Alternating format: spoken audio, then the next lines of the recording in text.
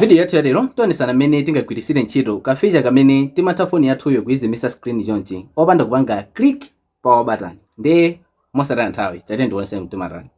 Ndi chomwe mukuyenera kuchita ndikupita ku settings, kenako museseresa m'munsi ndikupita pa accessibility, kenako mupanga palemba kuti interaction and dexterity, kenako mupanga turn on feature yalemba kuti assistant menu, mupanga turn on chonchi.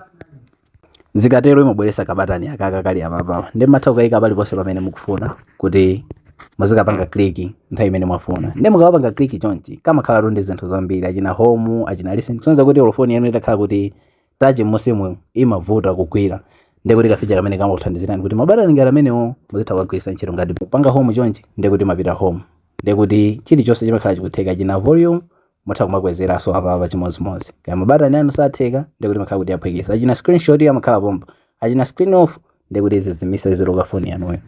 Pamakhala zinthu zambirimbiri zokuti zinazifotokoza zonse. Basi kupanga kwake ndi kumene koko. Ndi ngati mufuna kuti ma videos ngati amene wawa asamakuphonyeni osayiwala kupanga follow. Tiye tionenso video isatira.